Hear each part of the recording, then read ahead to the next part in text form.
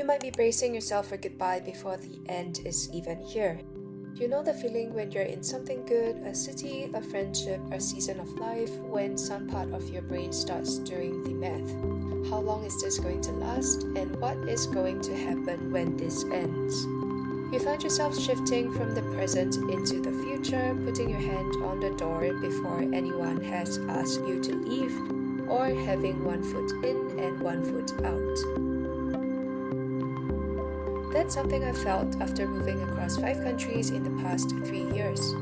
After being on the move for such a long time, my body and mind has defaulted to the feeling of having to say goodbye in time, to the feeling that this period of time living in this new place will come to an end. Perhaps it's not just the slow traveling, but a combination of experiences growing up, but I recognize that I have been bracing for the future. There's a moment a lot of people who choose to be nomadic or to live a more spontaneous life reach. What no one tells you about the flip side of the coin of choosing such a lifestyle is that life can give you something worth staying for, which is what you have been looking for this whole time. However, almost immediately your mind starts preparing for the exit. You think to yourself, should I hold this loosely so that I can prepare for when I need to say goodbye? What if I let myself want this and it does not last? What if the goodbye is coming no matter what? To brace for something means to anticipate loss. You can anticipate loss in various areas of life. You can be bracing for the goodbye that hasn't been said, finding yourself grieving a friendship that is going to become long distance before it's gone, the attachment that might cost you something if you let it go too deep. You brace against being seen and needing someone.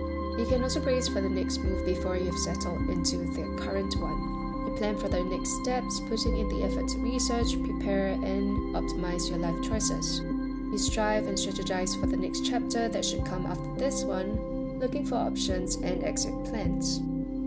The deeper longing under the act of bracing is actually wanting to stay somewhere and not knowing if you can figure it out or if you're allowed to. It starts as wisdom. You learn how to hold things and relationships a little more loosely, believing that trying to grasp frantically and begging for something to last is not the way to go. You are cautious and take your time to commit into a community because you're not sure where you're going to be for the next few months down the road. You choose to take your time and navigate new environments at a pace that makes sense to you. But there's also a fine line between being discerning and being fearful to commit. At some point, without meaning to, the wisdom becomes a habit and the habit becomes a posture, and the posture starts to run ahead of reality. While it can be logical and sensible, what limits could you also be putting on yourself? Recently, I saw an Instagram reel and I could not stop thinking about it. It was about how love is when you stop having the answer to questions, but the lack of answers stop worrying you because you want to figure things out together, even when you don't know how things are going to turn out. That's when it clicked for me, because with this attitude of bracing that I've subconsciously been carrying for some time, I've built a life where I'm always leaving, either mentally or maybe also in reality, before I give enough time to find out how things would work out. While moving abroad solo has allowed me to experience freedom and figuring out who I am as an individual, it has also challenged me to confront the idea of what I actually want. Should I wait for something to happen to show me that this is where I am meant to be? Or should I make the decision that I like this new city just enough for me to stay and to find a way to make life in the city work out?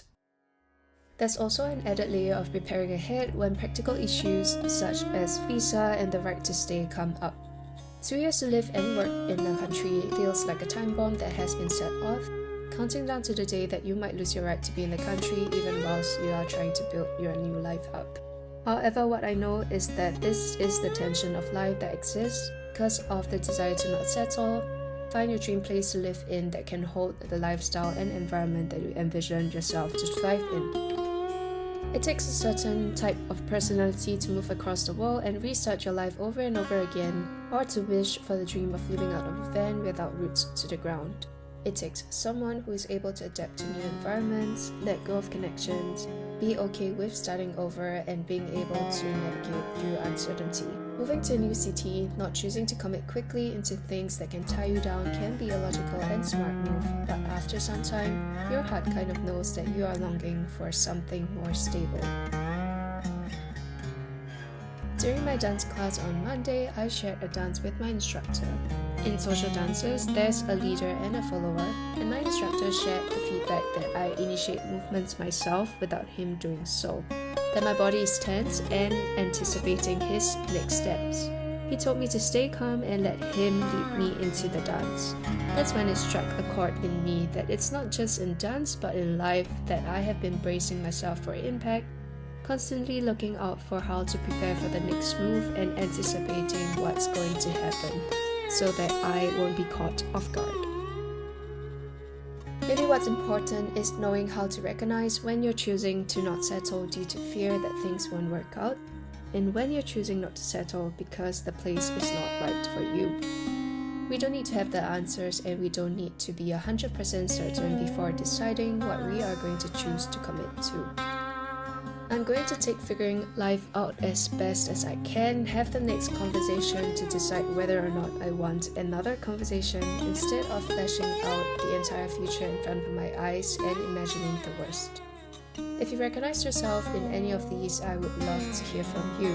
I hope this video gave you an insight into my inner world to make you know that you're not the only one going through this, and that how you're feeling is more common than you think.